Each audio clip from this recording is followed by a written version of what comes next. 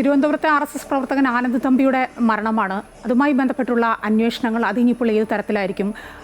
ഈ ആനന്ദ് തമ്പിയുടെ ആത്മഹത്യാക്കുറിപ്പ്, അതിലുള്ള കാര്യങ്ങളൊക്കെ നമ്മളൊക്കെ അത് വായിച്ചതാണ്, കണ്ടതാണ്.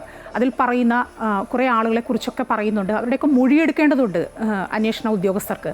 അത്തരത്തിലുള്ള കാര്യങ്ങളിലേക്കൊന്നും കടന്നില്ല എന്നാണ് അറിയുന്നത്. അത് ഉടൻ ഉണ്ടാവുമോ?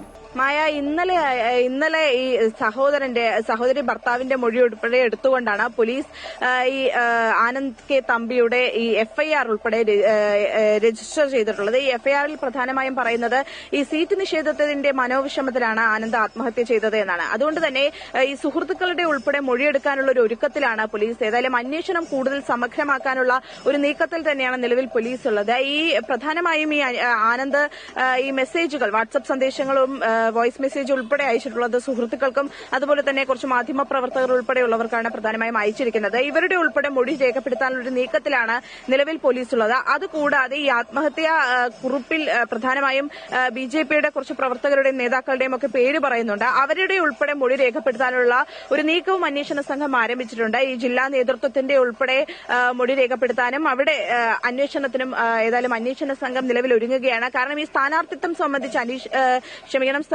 സംബന്ധിച്ച് ആനന്ദിന് ആരെങ്കിലും നേരത്തെ ഇത്തരത്തിൽ ഒരു അറിവ് ലഭിച്ചിരുന്നു, അല്ലെങ്കിൽ സ്ഥാനാർത്ഥിത്വം നൽകുമെന്ന രീതിയിലുള്ള ഒരു പ്രചരണമൊക്കെ ഉണ്ടായിരുന്നു എന്ന തരത്തിലുള്ളതിലൊക്കെ തന്നെ അന്വേഷണം പോകേണ്ടതുണ്ട്. ഒരുപക്ഷെ അത്തരത്തിൽ ആരെങ്കിലും അറിയിച്ച അതിന്റെ മനോവിഷമത്തിലായിരിക്കുമോ ആത്മഹത്യ ചെയ്തത് എന്നറിയാനുള്ള ഒരു നീക്കവും പോലീസ് ഏതായാലും ആരംഭിച്ചിട്ടുണ്ട്. ഈ സ്വതന്ത്രനായി നിൽക്കാൻ ആനന്ദ് ആലോചിച്ചിരുന്നു. പക്ഷെ ആ സമയത്ത് പാർട്ടിക്കുള്ളിൽ നിന്നും അതുപോലെ തന്നെ സുഹൃത്തുക്കളിൽ നിന്നുമൊക്കെ വലിയ രീതിയിലുള്ള സമ്മർദ്ദമുണ്ടായതായി ആനന്ദ് അറിയിച്ചിട്ടുണ്ട്.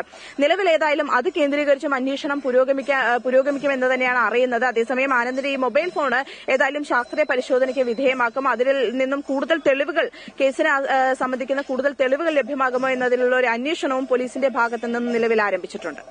രാത്രിയാണ് വിവരങ്ങൾ നൽകിയത്. ആനന്ദ് തമ്പി ജീവനൊടുക്കിയ സംഭവത്തിൽ സമഗ്ര അന്വേഷണം നടത്താൻ ഒരുങ്ങുകയാണ് പോലീസ് എന്ന് കേൾക്കുന്നു.